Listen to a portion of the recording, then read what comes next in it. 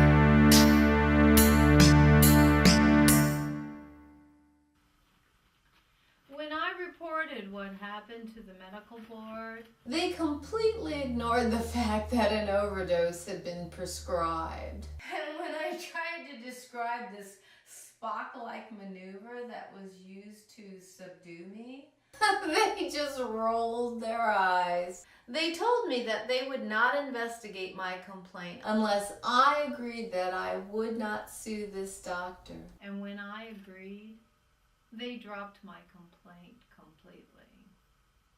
In the meantime, every doctor I treated with had manufactured slanderous statements in my medical reports. I barely survived the brutal rape in Lake Orion, and they described this as some kind of consensual event.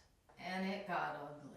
One doctor stood behind me as though he was examining my shoulder, and he started sliding his hand up my side, and I covered my breast with my hand. And when I did, by the time he got to my breast, he started feeling my bony fingers. They fabricated so many outrageous remarks about me, it was horrible. These false statements were designed to smear my reputation, and every doctor that I treated with my workers' compensation injuries were made aware of these false allegations that these doctors made.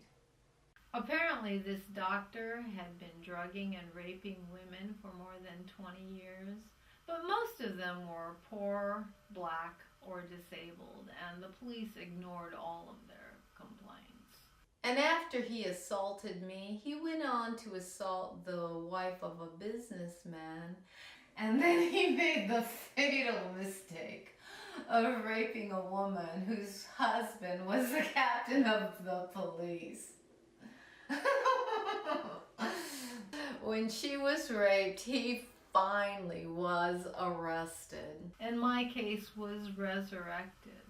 At the sentencing hearing, the prosecutor told me that the other crime victims had agreed to this plea agreement negotiated by this doctor's defense attorney, that I had no choice but to accept the plea agreement. During the hearing, me and the other two victims were sequestered in the very back row of the courtroom. And as we began talking among ourselves, we realized that none of us had consented to this plea bargain. And when the judge asked us in open court whether we had given our consent, we all stood up and began voicing our objections. And as soon as we opened our mouths, the prosecutor and the defense attorneys all started talking over us. And the court reporter never wrote down one objection that we made. And that serial rapist doctor, he got 45 lousy days. I brought you my way, but the wrong way was you thinking, baby. I took the long way, but your patience wasn't waiting that day. It was my sign that you were going all the wrong ways, baby. There is no time, but time has headed with the old days, hey, hey. The time of the sun is a sign.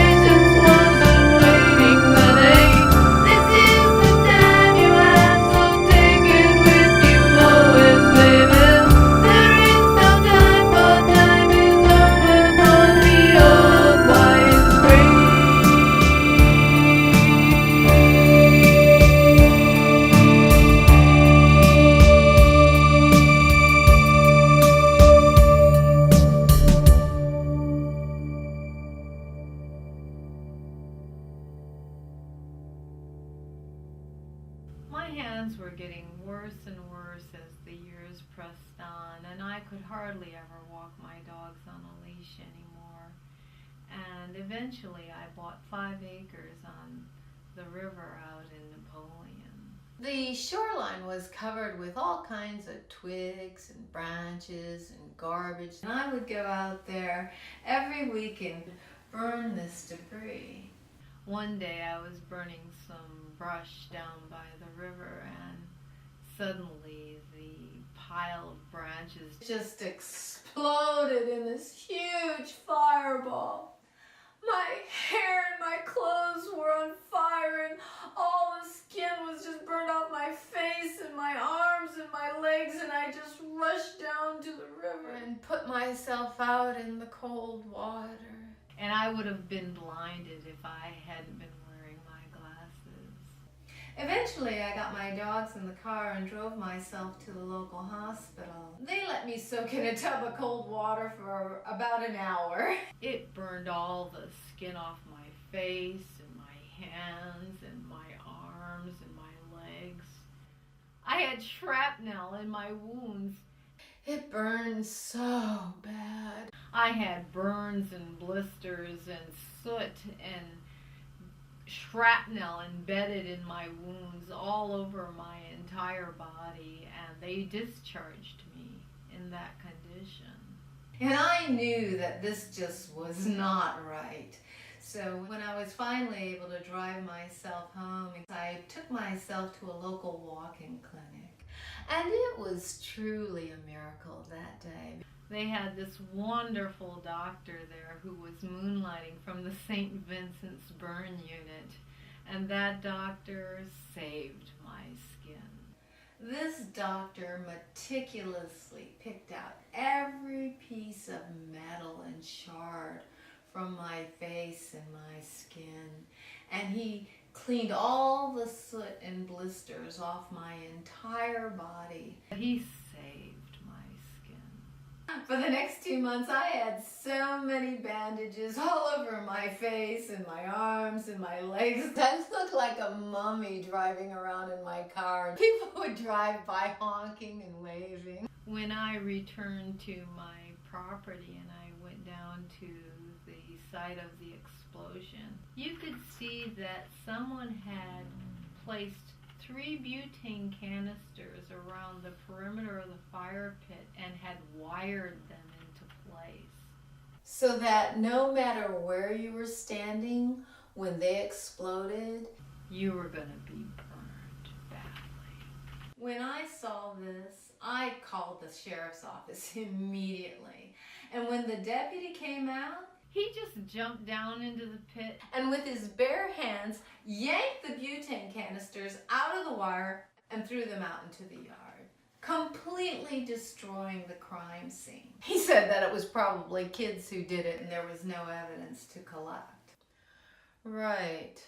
About a week later, I was talking with one of the other rape victims, and when I told her about the explosion, she told me that the doctor had been released from prison just a few weeks before I was burned.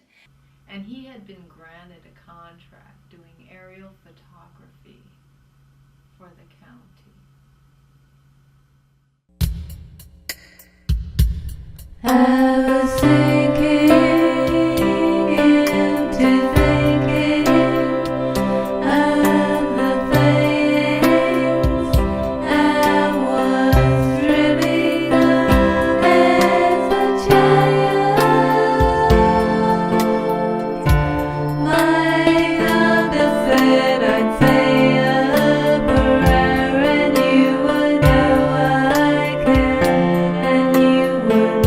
he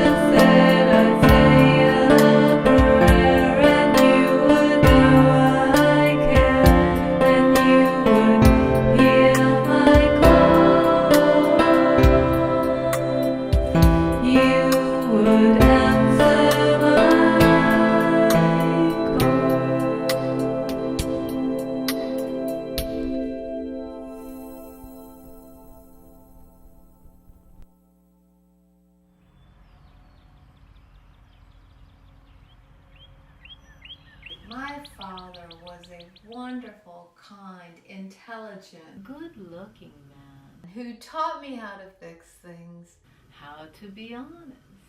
and how to work hard. But he was also a man who had suffered enormously His father died when he was 9. at the height of the Depression, He lost his first wife to diphtheria. with a young daughter at home. He was a paratrooper in World War II. He had lost his firstborn son. He had open heart surgery, lung cancer, cataracts, and then he developed insulin-dependent diabetes. He was in tremendous physical pain. One day he took his insulin injection without taking his orange juice, and within a matter of hours He slipped into a diabetic coma. He was brain dead. he laid in his hospital bed for 7 days. And one day when I was beside him, the doctor came in And he reached out and pinched my father on the shoulder. And suddenly my father just lurched forward in the hospital bed, screaming in pain. And then he collapsed back, completely limp. When I asked the doctor what he did to my father, he told me he was using a medical technique called deep pain stimulation. A medical technique taught to all doctors in medical school.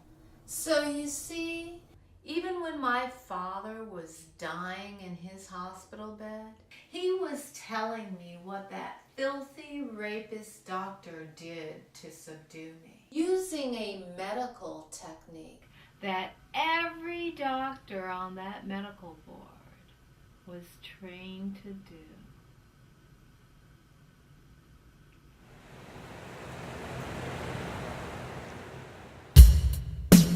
Have you